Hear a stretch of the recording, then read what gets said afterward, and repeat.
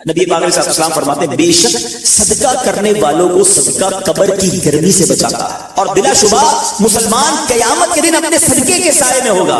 جب سایہ نہیں ہوگا، جب بہت گرمی ہوگی، جب بڑی تپش ہوگی، سوچو صدقہ کرنے والا کتنا خوش نصیب ہے، اور وہ اور خوش نصیب ہے جو روزانہ کچھ دنوں کے بعد جب موقع ملتا ہے دیتا ہی رہتا ہے، میرا سایہ بڑا ہو جائے، میں اس گرمی میں کہیں تپش میں مارا نہ جاؤں۔ اگر اس نیت سے صدقہ دو کہ مولا کریم قیامت کے دن کی گرمی سے بچا لیجیے تو انشاءاللہ صدقہ دینے کا لطف بھی اور ہے۔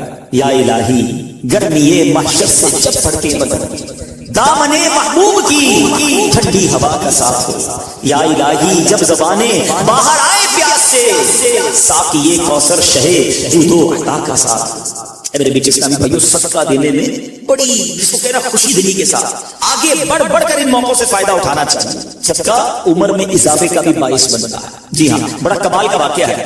حضرت عیسیٰ علیہ السلام کے زمانے میں ایک دھوبی تھا، لوگوں کے کپڑے آپس میں تبدیل کر دیتا تھا۔ لوگوں نے حضرت عیسیٰ علیہ السلام کو اس بارے میں بتایا کہ حضور یہ بندہ بڑا گڑبڑ بندہ ہے، سب کے کپڑے ملا دیتا ہے، تو آپ جو ہے اس بندے کے لیے کچھ کیجیے، آپ نے اللہ کی بارگاہ میں اس کی ہلاکت کی دعا کریں۔ وہ بندہ دھوبی اپنے معمول سے گھر سے نکلا، اس کے پاس 3 روٹیاں تھیں۔ ایک سائل آیا تو اس نے ایک روٹی اسے دے دی، سائل نے دعا دی اللہ تعالیٰ تجھ سے آفات سماویہ یعنی آسمانی آفتیں سے تجھے بچا لے۔ دھوبی نے اس دعا سے بڑا متاثر ہوا، ایک اور روٹی دے دی، اس سائل نے دعا کی کہ اللہ تعالیٰ تجھے جملہ آفتوں سے محفوظ رکھے، اس نے تیسری روٹی بھی دے دی، تو دھوبی سے اس سائل نے دعا کی اللہ تعالیٰ تجھے توبہ کی بھی توفیق عطا فرما۔ اب ایک بڑا سانپ جو ہے اس کی گٹھڑی میں داخل ہو چکا تھا، کیونکہ اب اس کی ہلاکت کی دعا ہو گئی تھی۔ اس سانپ کی گویا قدرتی یہ ڈیوٹی لگائی گئی تھی کہ اس دھوبی کو کاٹنا ہے۔ جب دھوبی کپڑے لینے کے ارادے سے اس کو گٹھڑی کے اندر ہاتھ ڈالا تو فرشتے نے اس سانپ کو لوہے کی ایک لگام ڈال دی اور وہ دھوبی سلامتی کے ساتھ واپس آ گیا۔ دھوبی کو پتہ ہی نہیں چلا کیا ہوا۔ لوگوں نے عیسیٰ علیہ السلام سے عرض کی کہ اے روح اللہ، دھوبی تو صحیح سلامت واپس آ گیا، آپ نے تو اس کی ہلاکت کی دعا کی تھی، آپ تو اللہ کے نبی ہیں، ذرا سنو۔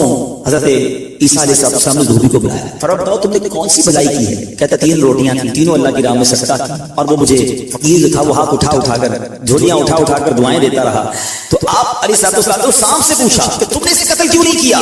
سانپ نے عرض کی اے اللہ کے نبی، اللہ عز و جل نے آپ کی دعا قبول فرما لی تھی اور مجھے اس کو ہلاک کرنے کے لیے بھیجا تھا۔ جب اس دھوبی نے سائل کو صدقہ دیا تو ایک فرشتے نے آ کر مجھے لوہے کی لگام ڈال دی۔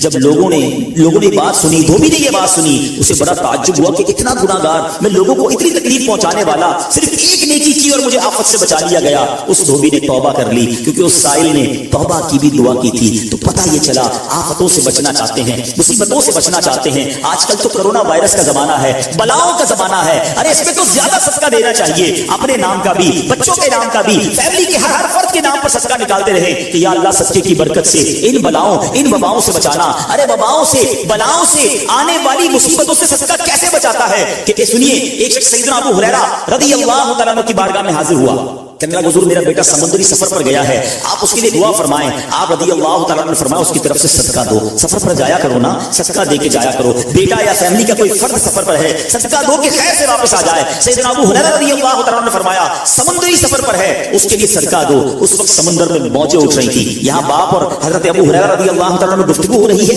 این اسی وقت ادھر سمندر میں موجیں اٹھ رہی تھی، جہاز ڈوبنے کے قریب تھا، ادھر اس کے والد نے اللہ کی راہ میں صدقہ دیا، اور وہاں کہنے والے کو کہتے ہوئے سنا گیا اے سواروں تمہارے لیے سلامتی ہے، بے شک اللہ تعالیٰ نے فدیہ قبول فرما لیا۔ بیٹا سفر سے واپس آیا، اپنے والد کو سارا واقعہ سنایا کہ جہاز موجوں میں تھا، قریب تھا کہ ڈوب جاتا، مگر پھر ایک ندا آئی کہ تمہارے لیے جو صدقہ دیا گیا ہے وہ قبول کر لیا گیا ہے۔ تو اے میرے بیچ اسلامی بھائیوں، میں نے آپ کو احادیث بھی سنائی ہیں، آپ کو واقعات بھی سنا رہا ہوں کہ صدقہ بلاؤں کو ٹالتا ہے، صدقہ بیماریوں کو ٹالتا ہے۔ آپ نبی پاک علیہ السلام کی زبانی ایک خوبصورت واقعہ آپ کو سناتا ہوں۔ پیارے آقا علیہ السلام نے ہی یہ واقعہ صحابہ کرام کو سنایا۔ واقعہ کیا ہے؟ میرے آقا فرماتے ایک عورت کے منہ میں لقمہ تھا، کھانا کھا رہی تھی، ہاتھ میں لقمہ اور منہ میں ڈال دیا، اتنے میں دروازے پر ایک سائل آیا۔ وہ عورت کیسی توکل والی، کیسی صدقہ دینے والی، کتنا اللہ کی راہ میں خرچ کرنے والی تھی کہ وہ لقمہ اس نے منہ سے روکا اور سائل کو دے دیا کہ یہ کھا لے، میں بھوکی ٹھیک ہوں، یہ بیچارہ غریب ہے، دے دیا اس۔ چھوٹی سی بات تھی، ایک لقمہ کیا ہوتا ہے؟ کچھ لوگ یہ کہتے ہیں پیسے دوڑیں جیب میں، 5 10 15 روپے 50 روپے 100 روپے کے صدقے سے کیا ہوگا، میں تو خود غریب ہوں۔ سنو، ایک ہی لقمہ تھا نا، دیکھ نہیں تھی بریانی کی، ایک لقمہ تھا، اور یہ واقعہ سرور کائنات علیہ السلام اپنے صحابہ کو سنا رہے ہیں۔ فرمایا وہ لقمہ اس عورت نے روکا اور فقیر کو دے دیا.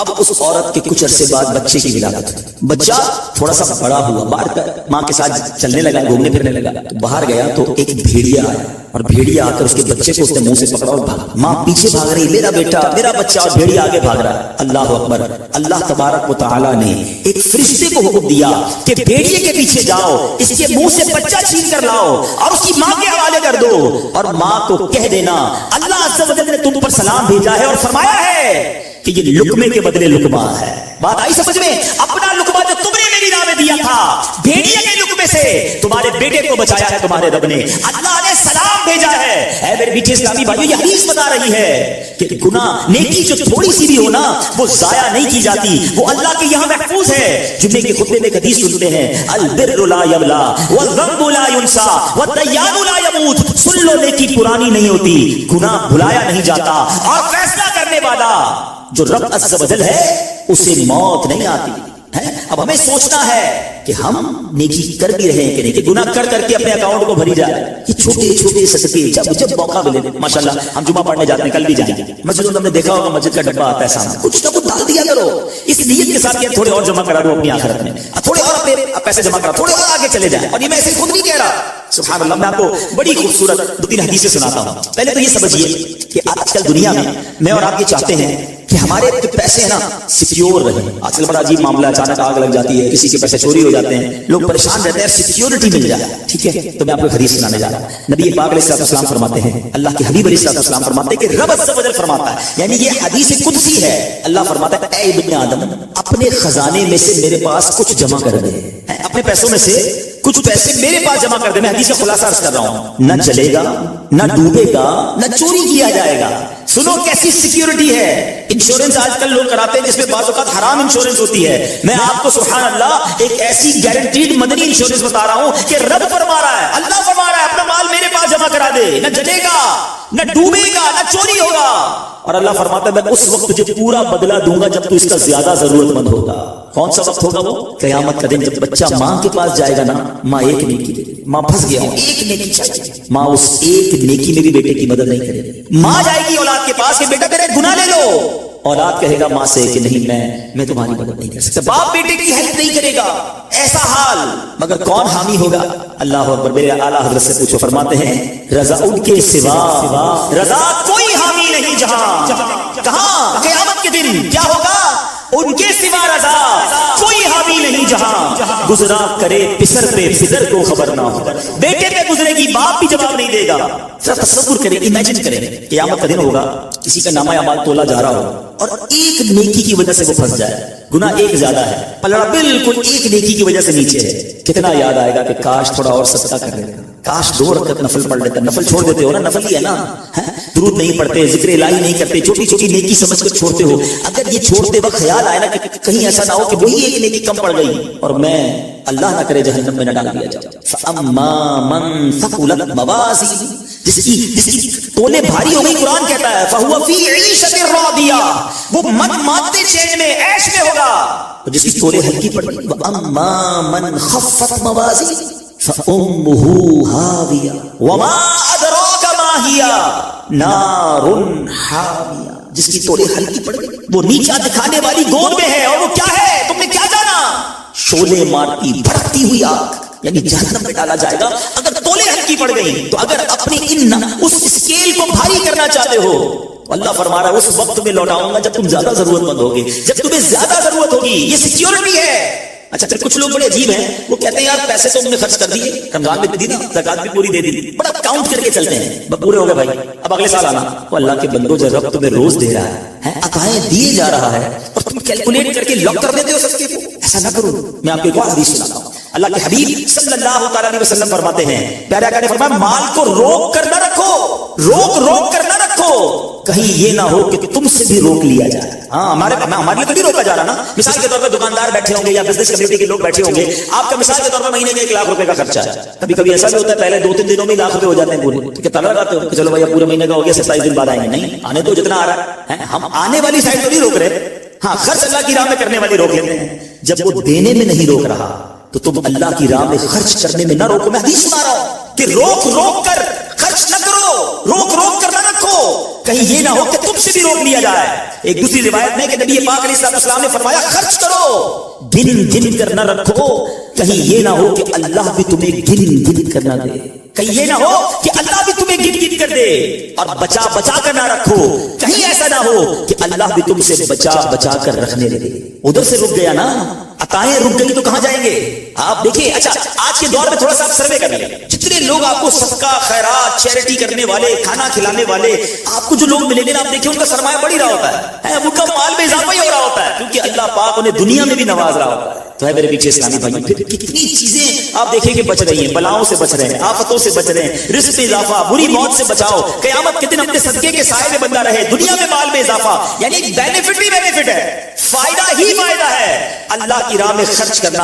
اور سچی بات یہ ہے کہ یہ بریلینٹ کمال کی انویسٹمنٹ ہے کہ جو آپ کو ملے گی. اچھا دنیا میں لوگ معاذ اللہ ثم معاذ اللہ سود پر پیسے دیتے, حرام جہنم میں لے جانے والے کا پیسے دیتے ہیں اور وہ بڑھا کے دیتے ہیں, ہے نا, بینک میں رکھواتے ہیں, ادھر سے بڑھ جاتے ہیں. جہاں جہاں غیر شرعی کام ہے میں اس کی بات کر رہا ہوں, تو کبھی بھی ایسے منافع کی طرف نظر نہیں ہونی چاہیے, کیونکہ سود پر کام کرنے والا یہ اللہ سے جنگ کرتا ہے. اللہ مجھے آپ کو ہماری نسلوں کو حرام روزی سے بچائے, فقط حلال روزی عطا فرمائے. مگر آؤ میں آپ کو ایک ایسی انویسٹمنٹ بتا رہا ہوں جس میں اضافہ بھی ہوگا, اور ایسا اضافہ ہوگا کہ دنیا میں کوئی آپ کو ایسا منافع نہیں دے گا. اور یہ میں نہیں کہہ رہا, حدیث پاک کا مفہوم ہے. ہم جب صدقہ کرتے ہیں میرے اور آپ کے ہاتھ سے نکلتا ہے, اللہ کے حبیب علیہ السلام فرماتے ہیں جس کا مضمون ہے کہ جب صدقہ بندے کے ہاتھ سے نکلتا ہے, ہاتھ سے نکلتے ہی اللہ کے دستے قدرت میں چلا جاتا ہے, اور اللہ تمہارے صدقوں کو پالتا ہے جیسے تم جانور کو پالتے ہو. چھوٹا بچڑا ہوتا ہے, چھوٹا جانور ہوتا ہے, آہستہ آہستہ بڑا ہوتا ہے نا. فرمایا جب بندہ کھجور کا صدقہ دیتا ہے نا, قیامت کے دن اس کھجور کے صدقے کا رب کریم اسے بہت پہاڑ جتنا ثواب عطا فرمائے. بڑھتا جائے گا, بڑھتا جائے گا, تھوڑا تھوڑا صدقہ بھی قیامت کے دن اللہ نے چاہا پہاڑوں کی مانند ملے گا. تو میں آپ سے پوچھتا ہوں کہ آخرت کے اکاؤنٹ میں کیا جمع کروایا ہے؟ لوگ کہتے ہیں میں نے فلاں جگہ سیف ڈپازٹ کرائی ہوئی ہے, فلاں جگہ انویسٹمنٹ کی ہوئی ہے, فلاں پراپرٹی لی ہوئی ہے, اس کا ریٹ بھی بڑھ رہا ہے, ادھر سے کرایہ آ رہا ہے, سونا لے کے رکھ لیا اس کا ریٹ بڑھ رہا ہے, جناب ڈالر رکھنا چاہیے. عجیب عجیب پلاننگ ہے, کس لیے؟ دنیا کے لیے. ادھر کے لیے کوئی اکاؤنٹ کھولا نہیں کھولا. آخر میں آپ کو لاجیکلی ایک چوٹ کرنے والا واقعہ سناتا ہوں, پھر انشاءاللہ کنکلوژن کی طرف آتے ہیں. کہ ایک ملک تھا, اس میں بڑا نرالا کمپٹیشن, امیزنگ, حیرتناک. بادشاہ تو بادشاہ ہوتے ہیں, مرضی جو ان کی کرے.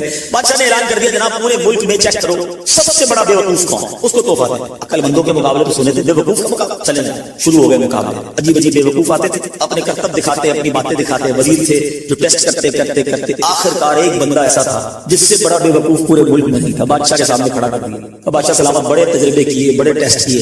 ہی is the biggest fool of our country, یہ ہمارے ملک کا سب سے بڑا جو ہے نا بے وقوف. بادشاہ نے چیک کر لیا, چیک کر لیا. بادشاہ نے اپنی مالا اتاری سونے جواہرات کی, اس بے وقوف کو پہنایا. بے وقوف بڑا خوش ہے. تھوڑے دن ہوئے تو بے وقوف کو پتا چلا کہ بادشاہ سلامت بڑے بیمار ہیں, بڑے زیادہ بیمار ہو گئے. اچھا میں بھی جاؤں گا دیکھیں. تھا تو بے وقوف نا, سمجھ تو پڑتی نہیں تھی. چلا گیا بادشاہ کے پاس, کہا بادشاہ سلامت کیا حال ہے آپ کو, سنائیے. سنا بڑے بیمار ہو گئے. بادشاہ بہت زیادہ بیمار تھا, آخری لمحات تھے, کہتا ہے بس اب تو اس جہان کو چھوڑ کر جا رہا ہوں. اچھا بے وقوف کہتا ہے بادشاہ اچھا کہیں اور جا رہے ہیں, کہاں جا رہے ہیں؟ تو یہ بھی پتہ ہے کہ مرنا بھی ہوتا ہے. بے وقوف جو تھا, تو بادشاہ کہتا ہے میں اس دنیا کو چھوڑ کے دوسری دنیا میں جاتا ہوں. تو بادشاہ سلامت یہ بتائیے کہ ادھر میں دیکھتا ہوں آپ کا بہت بڑا محل ہے, بیوٹیفل بیڈ رومز ہیں, شاندار مکان ہے, جدھر جا رہے ادھر مکان بنا لیا آپ نے؟ اچھا کہتا نہیں ادھر تو میں نے جھوپڑی بھی نہیں بنائی. بادشاہ سلامت میں دیکھتا ہوں آپ کے بہت پیسے ہیں, بڑا مال ہے, آپ تو بانٹتے بھی سونا ہی ہے, سونے کے جواہرات کے ڈھیر لگے ہوئے آپ کے پاس, جدھر جا رہے ادھر پیسے بھجوا دیے نہیں بھجوائے؟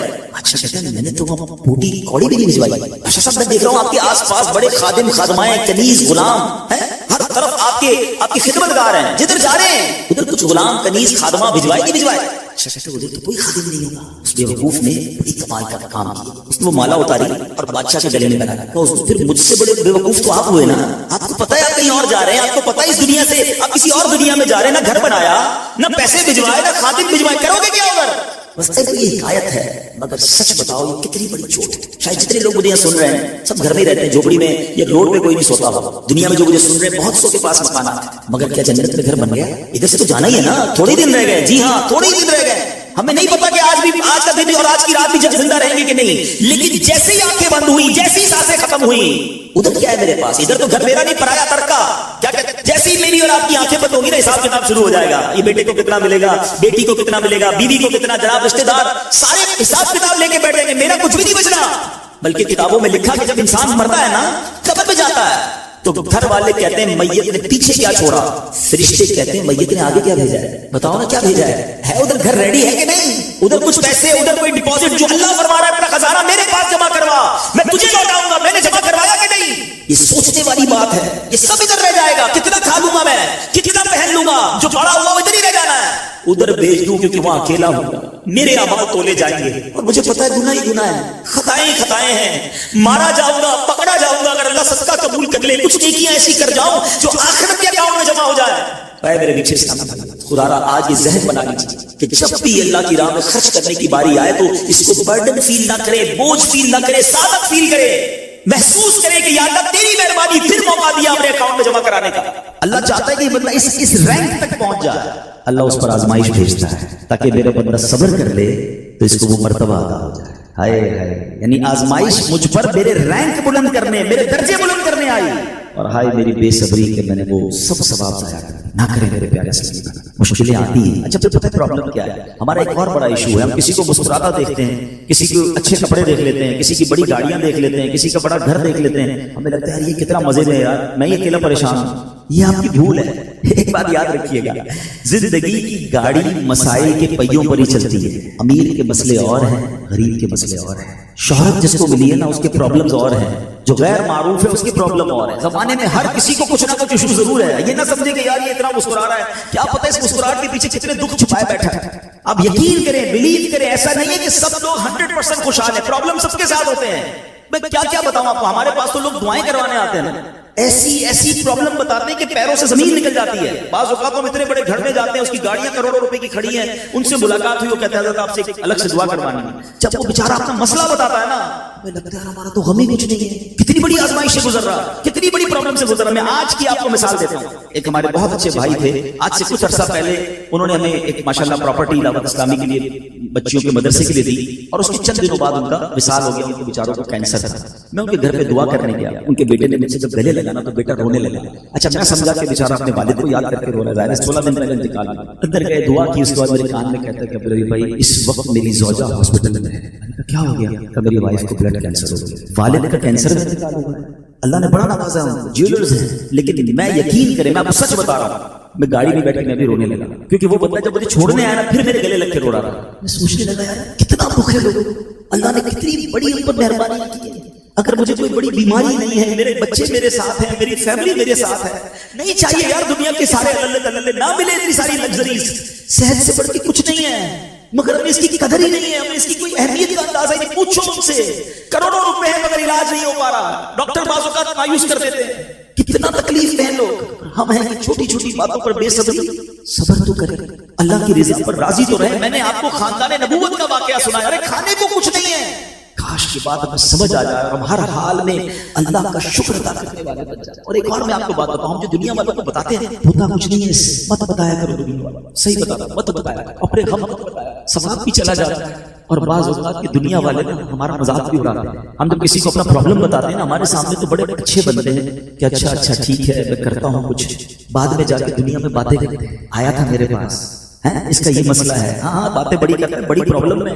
کیوں بتاؤں میں دنیا والوں کو؟ نعت کا شعر ہے نا, کسی کا احسان کیوں اٹھا, کسی کو حالات کیوں بتایا, کیوں بتاؤں میں دنیا والوں کو مجھے کیا غم ہے نا. میرے آقا سلامت رہے, اللہ کے حبیب علیہ الصلوۃ والسلام ہیں, اور رب عز و جل کی بارگاہ میں ادھر عرض کروں نا, کسی کا احسان کیوں اٹھائیں, کسی کو حالات کیوں بتائیں. آقا تمہیں سے مانگیں گے تم ہی دو گے, تمہارے در سے ہی لو لگی. ہاں اللہ رسول کی بارگاہ میں عرض کیا, ادھر آنسو بہاؤ, نہ بتاؤ دنیا والوں. ایک اور کمال کا شعر ہے کہ دنیا والے تو درد دیتے, دنیا والے تو درد دیتے ہیں, زخمی دل کی دوا مدینہ ہے. تو جب دنیا والوں نے کوئی ہمارا بھلا کرنا بھی نہیں, نہ ان کے ہاتھ میں ہے, شفا دینے والی ذات میرے رب کی, برکت دینے والی ذات میرے رب کی, تو اللہ سے باتیں کرو. تو آج سے یہ ذہن بنا لے میرے پیارے ساتھی, مشکل آنی ہے تو صبر کے ساتھ وہ وقت گزارنا ہے, اللہ کی رضا پر راضی رہنا ہے. وہ بڑا کریم ہے, وہ اپنے غیب کے خزانوں سے آپ کو عطا فرمائے. توجہ بیان کی طرف رکھیے گا. اور اب آتے ہیں اس پورے واقعے سے ایک اور خوبصورت بات جو ہمیں سیکھنے کو ملی, اور وہ بات کیا ہے کہ نبی پاک کے خاندان کی سخاوت کیسی تھی. مولا علی شیر خدا کے پاس صرف 6 درہم تھے, آپ نے وہ سب کے سب دے دیے. مگر آج حال یہ ہے کہ لوگ اپنی زکات ادا نہیں کرتے. آج زکات لوگوں کو بھاری پڑنے لگ گئی ہے. جب کیلکولیٹ کرتے ہیں کہ جناب کروڑوں روپے زکات, تو اس کے بعد ان کو بھاری لگتی ہے. نہ کریں ایسا. یہ زکات مال کا میل ہے, اور اگر یہ مال کا میل آپ کے مال سے جدا نہ ہوا تو یہ آپ کے مال کو بھی میلا کر دے گا. ایک بات یاد رکھیے, سرکار دو عالم صلی اللہ علیہ وسلم کا یہ فرمان ہے، اپنی زکات ادا کر کے اپنے مال کو مضبوط قلعوں میں قید کر لو۔ اگر میں اور آپ چاہتے ہیں نا کہ میری آپ کی پراپرٹی سیکیور رہے، ہمارے مال و اسباب سیکیور رہے، تو حدیث پاک میں تو فارمولا موجود ہے کہ اپنے مال کو زکات دے کر مضبوط قلعوں میں قید کر لو۔ لیکن یہاں زکات دینے کے لیے تیار نہیں لوگ، لمسم نکال دیتے ہیں، کیلکولیٹ نہیں کرتے۔ یاد رکھیے یہ مال ہی عذاب بن جائے گا اگر آپ زکات پوری ادا نہیں کریں۔ اگر ہمارے پاکستان میں سارے سرمایہ دار کچھ نہ کریں، اپنی زکات پوری ادا کر دیں، سارے زمیندار اپنی زکات پوری ادا کر دیں، آپ اپنی آنکھوں سے دیکھیں گے کہ غربت کتنی جلدی ختم ہوتی چلی جا رہی ہے۔ میں نے ایک بار کیلکولیشن کی، ذرا سنیے گا۔ پاکستان زرعی ملک ہے، ٹھیک ہے، اور اس کی زراعت کی جو کیلکولیشن ہے وہ انٹرنیٹ پر موجود ہے، you can search your self. آپ چیک کر لیں کہ 2023 میں پاکستان کی ٹاپ 20 کراپس کون سی ہوئی، آپ انٹرنیٹ پر خود ڈھونڈ لیں، آپ کے سامنے اس کراپ کی کیلکولیشن بھی آ جائے گی کہ اتنے ملین ٹن، اتنے جناب کروڑ کے جی جو ہے وہ گندم ہوا، تو کاٹن ہوا، تو فروٹس ہوئے، تو شوگر ہوئی۔ پاکستان کو اللہ نے بڑا نوازا۔ شریعت کا حکم کیا ہے؟ جس اللہ رسول کی ہم بات کر رہے ہیں، جس اسلام کو ہم نے قبول کیا ہے، شریعت کا حکم یہ ہے کہ اگر آپ کی فصل اگتی ہے تو اس فصل میں اگر بارش کا پانی ہے اور آپ اپنا پانی پرچیز نہیں کر رہے اور صرف بارش سے آپ کی فصل اگ رہی ہے، تو جتنی فصل ہوگی 10% عشر کیا کہتے ہیں 10ویں حصے کو، وہ آپ نے نکال دینا ہے اللہ کی راہ میں، وہ غریبوں کا حق ہے، وہ زکات ہے زمین کی۔ اور اگر آپ پانی ٹیوب ویل وغیرہ سے لیتے ہیں، پیسوں سے خریدتے ہیں، تو 5%۔ آپ بلیو کریں، میں بیٹھا کیلکولیٹر لے کر کہ پاکستان کی ٹاپ 10 کراپس کتنی ہوتی ہیں، اس کی مالیت کتنی ہے، اس کی ویلیو کتنی ہے، وہ میں نے بنائی اور اس کا 5% لگایا جو دینا ہی دینا ہے۔ آپ یقین کریں وہ بھی خربوں روپے میں بن گیا۔ یہ خربوں روپے کہاں ہیں اگر ہم زکات دیتے تو؟ کتنے غریبوں کا بھلا ہو جاتا، کتنے گھر خوشحال ہو جاتے ہیں۔ یہ تو صرف زمین کی زکات ہے، پراپرٹیز کی زکات، اور وہ خربوں روپے کے لوگ مالک ہیں، مگر جب کیلکولیٹر چلاتے ہیں نا، اوئے ہوئے ہوئے زکات جناب 10 کروڑ روپے بن جائے گی، تو پھر بھاری لگتی ہے۔ اللہ کے بندے، اللہ نے 4 ارب دیے ہیں تو 10 کروڑ زکات ہے نا، ٹینشن نہیں کی ہے، شکر ادا کرو۔ اللہ نے دینے والا بنایا، مانگنے والا نہیں بنایا، مگر آج زکات بھاری پڑ گئی ہے۔ آپ کو پتہ ہے قارون کیوں دسایا گیا تھا؟ قارون یہ حضرت موسیٰ کا کزن تھا، یہ تورات کا عالم تھا اور بڑا عالم دین تھا، مگر جب حضرت موسیٰ نے اس کو زکات کا حکم دیا نا، اس کے پاس کتنے پیسے تھے کہ قرآن کہتا ہے اس کی خزانوں کی چابیاں ایک جماعت لے کر چلتی تھی، خزانے نہیں، صرف کیز آف دا ٹریجر، اتنا خزانہ تھا۔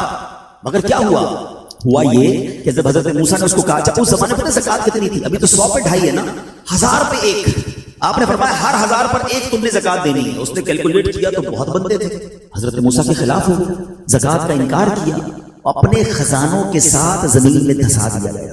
پلیز خدا کے واسطے اس آواز کو سب مل کر آگے بڑھائیں۔ میں تو یہ سمجھتا ہوں جس طرح نماز کی بات کرتے ہیں کہ نماز پڑھو، زکات دیں، بے شک کسی کو بھی دیں، جو حقدار ہے اس کو دیں، مگر زکات پوری دیں۔ پاکستان خوشحال ہو جائے گا، غریبوں کا بھلا ہو جائے گا۔ لیکن زکات جس کی ہزاروں لاکھوں میں شاید وہ نکال دیتا ہے، مگر جب زکات کروڑوں میں ہو رہی ہے تو لوگوں کے دلوں پر بوجھ بنتی جا رہی ہے۔ اس کو بوجھ نہ بننے دینا۔ میں ایک دعا کرتا ہوں آج، اگر آپ کو لگے تو آپ بھی آمین کہہ دینا۔ اپنے لیے تو میں کئی بار یہ دعا کرتا ہوں کہ یا اللہ مجھے وہ مال نہ دینا جس کی زکات مجھ پر بھاری ہو جائے۔ اہو آمین۔ یا اللہ وہ مال دینا کہ میں خوش دلی سے تیری راہ میں زکات دوں۔ اچھا یہ بھی بڑا ایشو ہے، پیسے نکلتے ہیں تو بھاری بڑے پڑتے ہیں۔ اللہ فرماتا تم اس وقت تک بھلائی کو نہیں پہنچ سکتے جب تک اپنی پیاری چیز راہ خدا میں خرچ نہ کرو۔ آپ بہترین خرچ کرو نا، اللہ آپ کو اس سے زیادہ عطا فرمائے گا۔ اچھا جب بھی کیلکولیٹر، دیکھیے کچھ چیزیں کیلکولیٹر سے کیلکولیٹ ہوتی ہیں، مگر اللہ کی راہ میں جو خرچ کرنے والا معاملہ ہے نا، وہ رحمت کے کیلکولیٹر سے کیلکولیٹ ہوتا ہے۔ وہ میرے اور آپ کے کیلکولیٹر سے کیلکولیٹ نہیں ہوگا۔ آپ حساب کریں گے کہ یار مولانا صاحب کہہ رہے ہیں اللہ کی راہ میں خرچ کرنے سے مال کم نہیں ہوتا، کروڑ روپے ہیں 2.5 لاکھ زکات دوں گا تو 97.5 بچ گئے، تو کم ہو گئے۔ آپ اس کو کہیں نوٹ کر لیجئے، اگلے سال آپ کروڑ روپے کی زکات نہیں دے رہے ہوں گے، آپ اس سے زیادہ کی زکات دے رہے ہوں گے۔ یہ کیسے؟ جو بھی زکات دیتا ہے آپ اس کو پوچھ لیجئے، ہر سال اس کی زکات بڑھتی ہے۔ کیوں بڑھتی ہے بھائی؟ زکات تو کم ہو، پیسے کم ہونے چاہیے تھے۔ نہیں جناب، یہ میرے نبی علیہ السلام کا وعدہ ہے۔ ویسے تو میرے آقا جو فرمائے حق ہے، مگر اس حدیث میں اللہ کے رسول علیہ السلام نے قسم اٹھائی۔ آپ فرماتے ہیں میں قسم کھا کر کہتا ہوں اللہ کی راہ میں خرچ کرنے سے مال کم نہیں ہو۔ پھر تو لاک کر دو نا، پھر تو سمجھ جاؤ کہ جب نبی پاک قسم اٹھا کر فرما رہے ہیں۔ اچھا پھر آپ سب کو دیکھ لیں، جو بانٹ رہا ہے نا ہر سال اس کا بڑھتے ہوئے دیکھ رہے ہیں، کم نہیں ہوتا۔ یہ بے وقوفی ہے جو یہ سوچتا ہے کہ یار دے دوں گا تو کم ہو جائے گا، نہیں۔ اب پھر میں آخری بات کر دوں اپنے بیان میں، جو ایک اور ایشو جو بہت بڑا ہم دیکھتے ہیں، ایک تو زکات پوری دینی ہے اور انجوائے کر کے دینی ہے، خوش دلی سے دینی ہے، مزے لے کر دینی ہے۔ یہ نہیں کہ دل پر بوجھ، یار کیا کروں 1 سال ہو گیا اب تو زکات دینی پڑے گی، نہیں یہ نہیں۔ دو اور انجوائے کرو، اللہ کی راہ میں خوش دلی سے دو۔ ایک واقعہ سن لیں، بات اور کلیریفائی ہو جائے گی. حضرت ابو جعفر اپنے زمانے کے بڑے ابدال ہیں. ان کے گھر میں ایک فقیر آیا تو انہوں نے اپنی زوجہ کو کہا کہ اپنے پاس کیا ہے دینے کے لیے؟ کہ حضور صرف 4 انڈے گھر میں، نتھنگ ایلس، 4 ایگز اونلی. کہا یہ چاروں ہی دے دو. ایمان اور عقیدہ اور بلیف دیکھیں، چاروں دے دو. چاروں دے دیے. تھوڑی دیر بعد دروازے پر دستک ہوئی، دیکھا تو ایک بندہ ٹوکری لے کر آیا. کہا کیا ہے؟ بیگم سے پوچھا. کہا آپ کے دوست نے انڈے بھجوائے ہیں. کہا کتنے آئے ہیں؟ تھوڑا سا ذرا سنیے گا. کتنے آئے؟ کہا کہ 30 آئے ہیں. 30 کس حساب سے آئے؟ ہم نے تو 4 دیے تھے نا. اب ایمان، ان کا عقیدہ اور ان کا بلیف دیکھے. کیا 4 دیے تو 40 آنے چاہیے تھے. ایک کا 10 اللہ کا وعدہ ہے نا. تو کہا حضور آئے تو 40 ہیں مگر 10 انڈے ٹوٹے ہوئے ہیں. تو آپ نے اپنی زوجہ سے پوچھا کہ سچ بتاؤ جو تم نے 4 دیے تھے اس کی کنڈیشن کیا تھی؟ کہ حضور بات یہ جب میں نے 4 دیے تھے اس میں بھی 3 ثابت تھے کہ ٹوٹا ہوا تھا. یہ فارمولا آج یاد کر لو. پورے دو گے پورے ملیں گے، ٹوٹے دو گے ٹوٹے ملیں گے. اب آپ چیک کیجئے کہ جب اللہ کی راہ میں خرچ کرنے کی باری آتی ہے، میں اپنا مال دل سے نکلتے ہوئے دکھ ہو رہا ہے یا خوشی ہو رہی ہے؟ بہترین دے رہا ہوں یا بچانے کی کوشش کر رہا ہوں؟ ہمیشہ یاد رکھیں، ہم اللہ کی راہ میں خرچ کرتے ہیں، ہمارے پیسے نہیں پہنچتے وہاں پر، وہاں نیت پہنچتی ہے. اب مجھے بتاؤ نا یار، ہم اپنے لیے خرچ کرتے ہیں بہترین کھانا، بہترین لباس، اور غریب کو دینا ہے تو بچا ہوا لیفٹ اوور. اچھا میں کہتا ہوں 100 بندوں کو نہیں کھلا سکتے، نہ کھلائیں، 2 کو کھلائیں. اچھا کھلائیں، کوئی بات نہیں. آپ کسی کے دل میں خوشی تو داخل کریں. اپنے گھر والوں کے لیے لباس خرید لیں، 2 غریب بچوں کے لیے ویسا ہی لباس خرید لیں، پھر دیکھیں آپ کو کیسی برکتیں ملتی ہیں. تو ہمیں اس بار یہ ایک انداز اختیار کرنا ہے کہ ہم نے اللہ کی راہ میں بہترین خرچ کرنا. اس کو ہمیں غلطی کیا کرتے ہیں؟ فطرے کی. جو فطرے کی جو بات ہے اس میں آپ کو ایک بات بتاؤں. فطرہ حدیث پاک میں 4 قسم کا بیان ہوا ہے: گندم کا، جو کا، کشمش کا اور کھجور کا. ٹھیک ہے، لیکن ہم بچپن سے سن رہے ہیں جب بھی فطرے کی باری آتی ہے ہم پہلے 50 روپے تھا وہ دے دیا، 100 دے دیا، 200 دے دیا، 300 دے دیا. ہمیں یہ پوری حدیث یا تو ہم نے پڑھی نہیں تھی یا ہمارے ذہن میں نہیں تھی، مگر حدیث پاک میں 4 قسم کا فطرہ بیان ہوا. غریب آدمی گندم کا فطرہ دے دے کوئی بات نہیں، مگر جو روزانہ بہترین افطاری کر رہا ہے، بہترین کھانے کھا رہا ہے، سچ بتاؤ اس کو کون سا فطرہ دینا چاہیے؟ میری افطاری روز اجوا کھجور سے ہے اور عید والے دن میں گندم کا فطرہ دے آتا ہوں. ہمیشہ یاد رکھیں اچھا خرچ کرے نا. اس بار فطرہ جس کو اللہ نے جیسا نوازا ہے، غریب آدمی کی نہیں بات نہیں کر رہا، جس کو نوازا ہے رب نے. کیا ہم کبھی ایسا کرتے ہیں کہ عید کی شاپنگ کے لیے جائیں دکاندار سے کہیں کہ یار جو کپڑا سب سے سستا ہے وہ نکال دو، سب سے سستے جوتے نکال دو، میں نے عید پڑھنی ہے؟ بہترین چاہیے، اپنے لیے بہترین لینا ہے، اللہ کی راہ میں لوئسٹ والا فطرہ دینا ہے. خود غور کریں، خرچ کیجیے گا، دل سے کریں، اللہ اور نوازے. اور یہ تو وقت ہے لوگوں کو بانٹنے کا، یہ وقت ہے مسلمان بھائیوں کا ہاتھ پکڑنے کا، غریبوں کی مدد کرنے کا. کسی کی افطاری اچھی کر دیں، کسی کی سحری اچھی کر دیں، کسی کو لباس دے کر اس کی عید اچھی کر دیں. نہ جانے کس کی دعا کے صدقے آپ کا بیڑا پار ہو جائے گا. تو اے میرے پیارے اسلامی بھائیوں، جو میں نے مولا علی شیر خدا کرم اللہ تعالی وجہ الکریم اور ان کے خاندان کا واقعہ سنایا، اس میں میسج یہ تھا کہ سخاوت اس کو کہتے ہیں. یہ ہے اللہ کی راہ میں خرچ کرنا جو کیسے بلاؤں کو اور بیماریوں کو دور کرتا ہے. مگر آج حال یہ ہے، یقین جانے دکھ ہوتا ہے جب ہم ملتے ہیں لوگوں سے، ان کی ویلتھ پتہ ہوتی ہے مگر زکات پوری دینے کے لیے کوئی تیار نہیں ہے. خدا رسول کے واسطے آپ بھی اور یہ پیغام کو عام کریں. میں نہیں کہتا آپ دعوت اسلامی کو دیں کہ زکات تو پوری دو یار، یہ وہ مال ہے جو آپ مارے جاؤ گے، یہ مال آپ کے لیے عذاب کا باعث بن جائے گا. اور واللہ میں 2-4 دن پہلے ایک بزنس مین کے پاس گیا، بعض اوقات ہمیں بزنس مین بھی سکھا رہے ہوتے ہیں. کیا کمال کی اس نے مجھے بات کہی، وہ کہتے ہیں عبدالحمید بھائی میرا یہ پیغام ذرا بزنس کمیونٹی تک پہنچائیے گا کہ جو زکات نہیں دیتے نا اور جو خرچ نہیں کرتے ان کو پتہ ہی نہیں ہے وہ کتنا بڑا لاس کر رہے ہیں. میں نے بانٹنا شروع کیا ہے، میرے مال میں ایسے برکت آئی ہے، میں خود حیران ہوں. میرے سامنے ڈیل ہوتی تھی وہ مجھے نظر نہیں آتی تھی، میں ادھر اللہ کی راہ میں صدقہ کرتا ہوں، ایسا لگتا ہے آنکھوں سے پردہ اٹھتا ہے، میرا کام ہو جاتا ہے. تو ان کو بتائیے آپ اپنا خود نقصان کر رہے ہیں اللہ کی راہ میں خرچ نہ کر کے. تو یہ ڈیوٹی ہے. بچپن سے سنا تھا اسلام کے 5 پلر ہیں: توحید، روزہ، نماز، حج اور زکات. ہم زکات کو تو ایسے اگنور کر بیٹھے ہیں کہ جناب دے دی اپنی مرضی سے، کوئی 5 لاکھ دیتا ہے، کوئی 10 لاکھ دیتا ہے. زکات کس کو جاری ہے یہ بھی نہیں سوچ رہے کہ میری زکات کا یہ مستحق ہے کہ نہیں، میں جس آرگنائزیشن کو دے رہا ہوں اس کے پاس کوئی زکات ادا کرنے کا صحیح فارمولا ہے کہ نہیں، کہ میں جس بندے کو دے رہا ہوں وہ زکات کا مستحق ہے کہ نہیں. بس سر سے ایک بوجھ اتارنا ہے، لم سم اماؤنٹ دے دینی ہے، یہ نہیں چلے گا. خدا را یاد رکھیے زکات پوری کیلکولیٹ کرنا بھی آپ کی ذمہ داری ہے اور صحیح مستحق تک پہنچانا بھی آپ کی ذمہ داری ہے. اور آپ بلیو کریں جس دن آپ نے یہ کام کر لیا آپ ملٹیپلیکیشن دیکھیں گے، آپ اپنے غم اور اپنی پریشانیاں دور ہوتے ہوئے دیکھیں گے. میں رب کریم سے دعا کرتا ہوں اللہ ہمیں دل کھول کر اپنی راہ میں خرچ کرنے کی توفیق عطا فرمائے. اور پھر سب سے پہلا حق آپ کی زکات کا وہ حق ہے آپ کے اپنے غریب رشتہ داروں کا. اپنے غریب رشتہ داروں کو آپ دیجئے زکات، کیونکہ جو اپنے رشتہ داروں کو زکات دیتا ہے، صدقہ کرتا ہے، اس کو ڈبل ثواب ملتا ہے. ایک صدقہ دینے کا ایک صلہ رحمی کا کرنے کا، اور پھر آپ کے غریب رشتہ داروں سے بات زکوٰۃ بچ جائے، پھر میری گزارش ہے کہ دعوت اسلام کتنے بڑے پیمانے پر دنیا میں کام کر رہی ہے، تو اپنی زکوٰۃ کا اپنا حصہ جو ہے اس میں ضرور عطا فرمائیں۔ اللہ کریم ہم سب کا جمع ہونا اپنی بارگاہ میں قبول فرمائے، آمین بجاہ النبی الامین صلی اللہ علیہ وسلم۔ درود پاک کب کب کہاں کہاں اور کیسے کیسے کام آتا ہے؟ ایک بہت ہی خوبصورت واقعہ، بڑا ایمان افروز واقعہ ہے جو میں آپ کے سامنے پیش کرتا ہوں۔ ایک دوست نے اپنے ایک دوسرے دوست کو قرض دیا، اور جب اس نے قرض دیا تو وہ قرض ایک بڑی اماؤنٹ تھی، 3000 دینار۔ وہ ٹائم آ گیا جب اس ٹائم وہ قرض لینے کے لیے اپنے دوست کے پاس گیا کہ بھائی مجھے میرے پیسے واپس دو، تو اس نے کہا کہ پیسے تو نہیں میرے پاس، میں کولیپس ہو گیا ہوں، بزنس اب میرا ختم ہو گیا ہے، میں تمہاری رقم نہیں دے سکتا۔ اس نے ایک اور ٹائم دے دیا اسے کہ ٹھیک ہے میں اتنے وقت دنوں کے بعد میں دے دوں گا۔ وہ ٹائم بھی گزر گیا، اور جب وہ ٹائم بھی گزر گیا تو اس کے بعد اس دوست نے کہا کہ اب تو پیسے دے دو بھائی، میرا ٹائم پورا ہو گیا، پھر نہ دے سکا ٹائم۔ آخر کار معاملہ جو ہے وہ کورٹ میں چلا گیا، قاضی کے پاس چلا گیا۔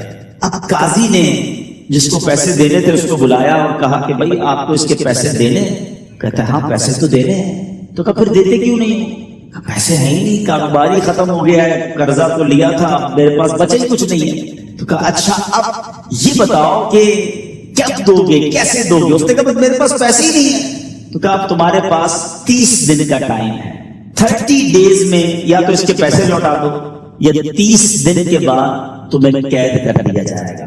یہ شخص اب گھر آیا، پیسے تو تھے نہیں، مگر شاید علماء نے لکھا کتابوں میں، یہ واقعہ کئی بڑی بڑی کتابوں میں لکھا، اور درود پاک کے فضائل کی بڑی بڑی کتابوں میں لکھا، اور اس شخص نے سوچا کہ اس نے ایک حدیث پاک پڑھی ہوئی تھی کہ جس میں نبی پاک علیہ السلام نے فرمایا ہے، جس کا مضمون ہے کہ جو شخص پریشان ہو، مصیبت زدہ ہو، اسے چاہیے کہ مجھ پر کثرت سے درود پاک پڑھے، کیونکہ درود پڑھنا مصیبتوں اور پریشانیوں کو لے جاتا ہے۔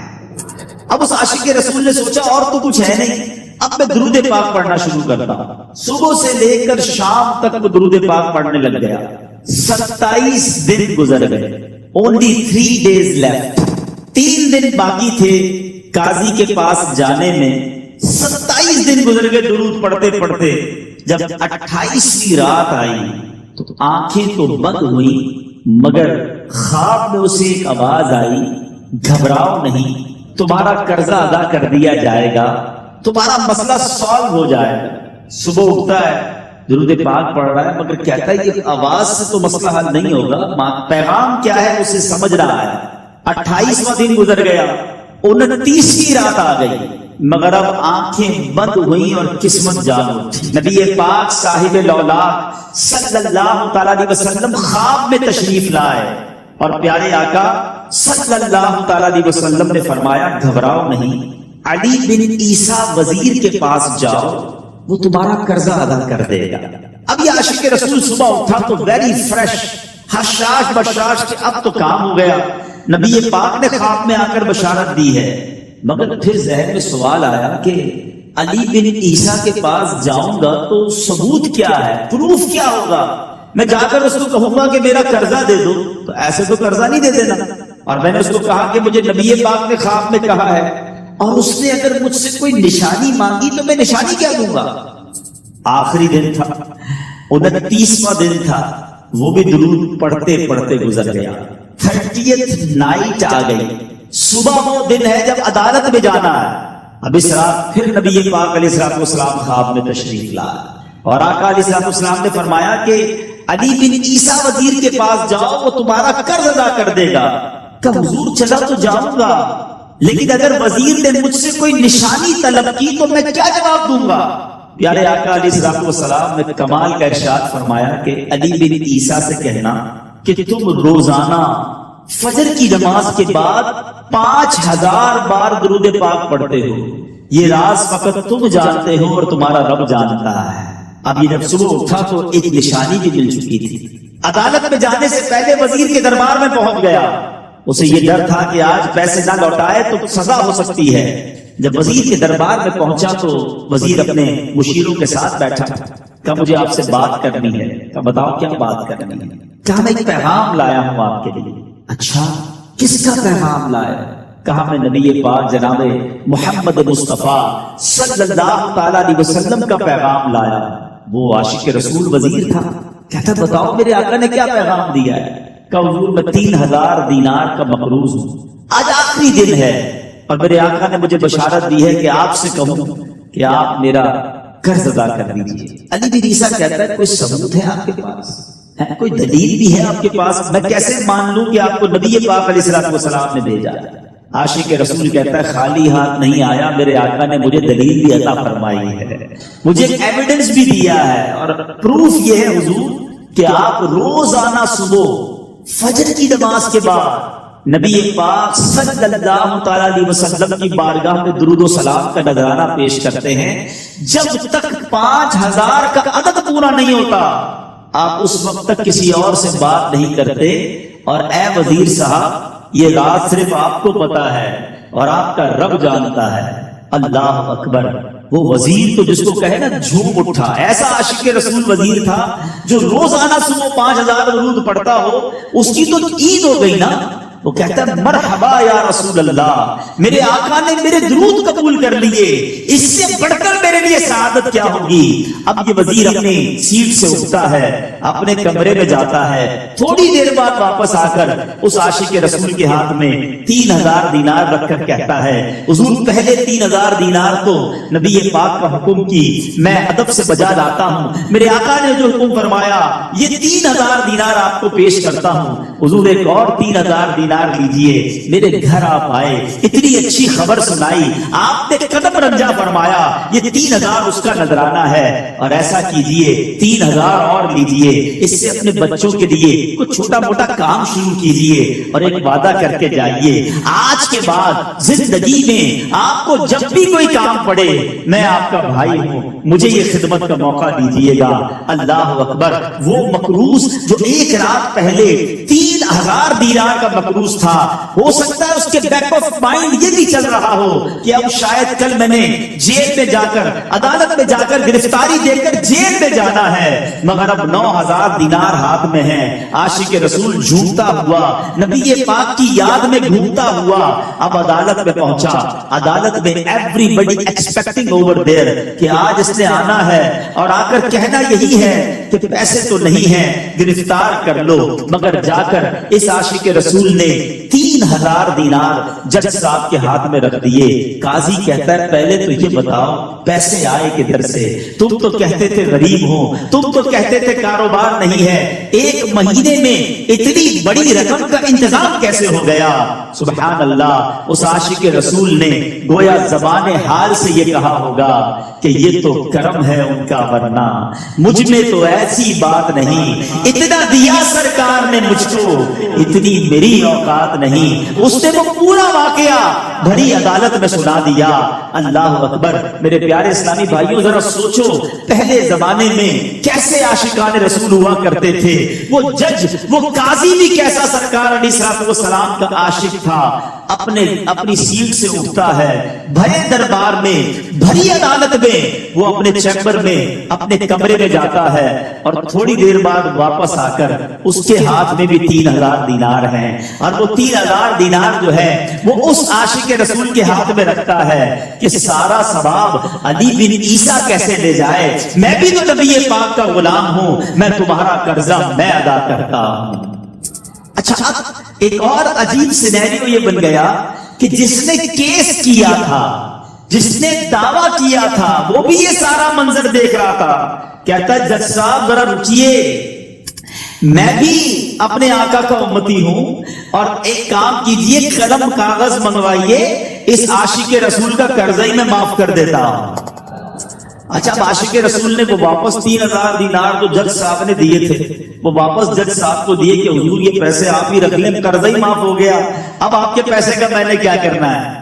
جج صاحب کہتے ہیں جو پیسے نبی پاک کے نام پر نکالے ہیں اب مجھے واپس نہیں چاہیے، یہ بھی تم اپنے ساتھ لے جاؤ۔ اللہ اکبر! میرے میٹھے اسلامی بھائیوں، وہ عاشق رسول ایک رات پہلے 3000 دینار کا مقروض ہے، اب 12000 دینار لے کر گھر کو واپس جا رہا ہے۔ اس ایک واقعے کے اندر یہاں بھی ہو سکتا ہے میرا کوئی بھائی بیمار بیٹھا ہو، کوئی قرضے میں ڈوب گیا ہو، کسی کا کوئی بزنس پرابلم چل رہا ہو، کوئی فیملی ایشو میں ڈسٹرب ہو، آپ کسی بھی پرابلم میں ہیں، خدا کی قسم درود پاک ایسا وظیفہ ہے۔ لوگ بہت سارے وظائف پوچھتے رہتے ہیں، بہت سارے جناب وظائف کے بارے میں معلومات کرتے رہتے ہیں، سچی بات یہ ہے ہر درد کی دوا ہے صلی علی محمد، ہر درد کی دوا ہے صلی علی محمد، تعویذ ہر بلا ہے صلی علی محمد۔ تو خدا را اپنی زندگی میں درود پاک کو شامل کر لیجئے، اور آپ بلیو کریں جب آپ نے کثرت سے درود پاک پڑھنے شروع کر دیے، آپ اپنی آنکھوں سے دیکھیں گے آپ کے پرابلم دور ہو رہے ہیں، آپ کی صحت اچھی ہو رہی ہے، آپ کے قرضے اترنے شروع ہو گئے ہیں، روزگار میں آپ کے برکت ہونا شروع ہو جائے گی، آپ کے چہرے پہ نور آنا شروع ہو جائے گا۔ ضرورت واقعی ہے اور اب قرض مانگ رہا ہے تو پھر سچی نیت ہونی چاہیے، وقت پر لوٹانے کی نیت ہونی چاہیے، اور وقت پر لوٹائے بھی۔ اور بالکل اب دیکھیں اسلام کتنا خوبصورت مذہب ہے، جو قرض لے رہا ہے اسے سمجھایا جا رہا ہے وقت پر لوٹائے، اور جس نے قرض دیا ہے نا اس کی تربیت پتہ ہے کیا کی جا رہی ہے کہ اگر کسی تنگ دست کو دیکھو، کسی محتاج کو دیکھو کہ قرضہ لینا ہے مگر اس کے پاس ہے نہیں تو اسے مہلت دی جائے۔ امام عشق و محبت اعلیٰ حضرت کیا خوب تربیت فرماتے ہیں۔ کچھ روایتوں کا خلاصہ اس طرح کا ہے کہ اگر آپ نے کسی کو 1 لاکھ روپے قرض دیا، مثال دے رہا ہوں، 1 مہینے کے لیے، فرماتے ہیں روزانہ 1 لاکھ روپے صدقہ دینے کا ثواب ملتا ہے۔ 30 دن پورے ہو گئے، اب وہ بندہ کہتا ہے مجھے 10 دن اور دے دو، اور آپ کو لگتا ہے واقعی پریشان ہے، مشکل میں ہے، اب آپ نے 10 دن جو ایکسٹینڈ کیا، اس کا مطلب یہ ہوا کہ اب آپ کا ثواب ڈبل شروع ہو گیا، روزانہ 2 لاکھ روپے صدقہ دینے کا ثواب مل رہا ہے۔ 40 دن گزریں گے، پیسے بھی آ گئے، کروڑوں روپے صدقہ کرنے کا ثواب بھی آ گئے۔ تو قرض دینے کے اتنے فضائل ہیں، دیکھ بھال کر دینا چاہیے، اس پر نفع کی نیت نہیں ہو۔ آج کوئی بھی بندہ کسی کو قرضہ کسی مطلب کے بغیر دیتا ہی نہیں، مجھے کیا ملے گا، کسی سے قرض مانگو بولتا مجھے کیا نفع ملے گا، تو قرض پر نفع لینا ہی تو سود ہے نا، اسی پر تو ہمیں بچنا ہے۔ بہرحال مقروض کو رعایت دیجیے۔ سرکار عالی وقار مدینے کے تاجدار صلی اللہ تعالی علیہ وسلم نے فرمایا ایک شخص لوگوں کو قرض دیا کرتا تھا، اور اپنے خادم کو اس نے کہہ رکھا تھا کہ جب تو کسی تنگ دست کے پاس تقاضے کو جائے تو اسے معاف کر دے، یعنی جو بندہ قرضہ وصول کرتا تھا نا، بڑا گناہگار تھا آ یہ شخص، اور کہا تھا کہ دیکھو کسی کے پاس جانا، اگر دیکھو مشکل میں ہے تو اسے معاف کر دینا، تھوڑا ٹائم دے دینا، اور کہتا کیا تھا اسے معاف کر دینا، ہو سکتا ہے اللہ ہمیں بھی معاف کر دے۔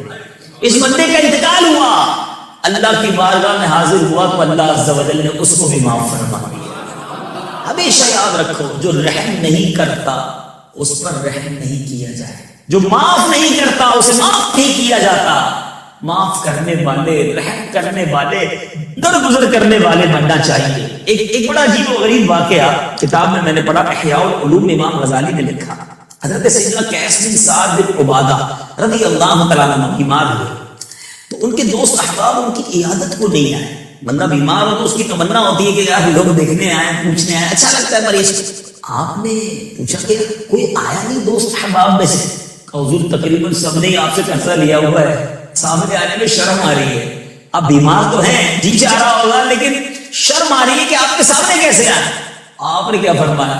اللہ عز و جل اس مال کو ذلیل و رسوا کرے جو دوستوں کو ملاقاتوں سے روک دیتا ہے۔ ایک شخص کو کہا کہ جاؤ اعلان کرو جس آدمی پر قیس بن سعد کا قرض ہو وہ اس سے بری ہے، فارغ ہے، معاف کر دیا۔ راوی لکھتے یہ سن کر شام تک اتنے عیادت کرنے والے آ گئے کہ آپ کی مکان کی سیڑھی ٹوٹ گئی، اتنے لوگ آ گئے کیونکہ وہ آ اس لیے نہیں رہے تھے کہ قرض لیا ہوا تھا۔ تو سبحان اللہ، ہمارے اسلاف یوں معاف کرتے تھے، یوں ان کو درگزر ہوتا تھا، بڑا ان کو عجیب لگتا تھا کہ کوئی ہم سے شرمائے ہمارے احسان۔ بنی اسرائیل کے ایک شخص نے دوسرے شخص سے 1000 دینار بطور قرض مانگے۔ اس نے کہا کہ تم کسی کو گواہ لے کر آؤ تاکہ وہ اس قرض پر گواہ بنے۔ قرض مانگنے والے نے کہا کہ اللہ کا گواہ ہونا کافی ہے۔ دوسرے شخص نے کہا کہ تم کسی کفیل کو لے آؤ۔ اس نے جواب دیا اللہ عز و جل کا کفیل ہونا بہت ہے۔ اس پر دوسرے شخص نے کہا کہ تم سچ کہتے ہو. اس نے معینہ مدت ایک فکس ریٹ طے کر لی اور اسے 1000 دینار بطور قرض دے دی. اب جو قرض لینے والا شخص تھا وہ اپنے کام سے دریائی سفر پر گیا اور اپنا کام مکمل کیا.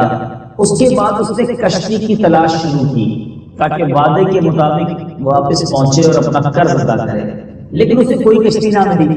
تب اس نے ایک لکڑی کو کھوکھلا کیا اور اس کے اندر 1000 دینار اور قرض خواہ کا نام ایک پرچے پر لکھ دیا اور اس کے کسی چیز سے لکڑی کا منہ بند کیا.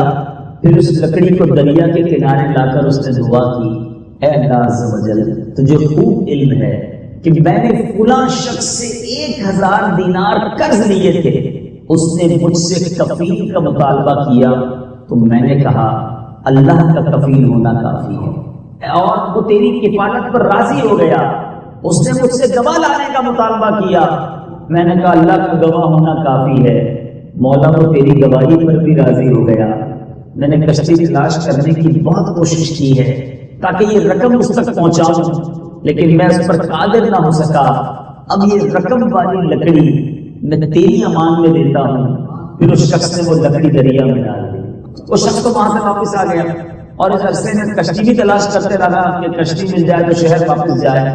دوسری طرف قرض خواہ جو ہے وہ بھی دریا کے کنارے کھڑا تھا. یار ٹائم دیا تھا کہ واپس آ کر قرضہ دوں گا، شاید کشتی آ جائے. اب کوئی کشتی نہیں آ رہی.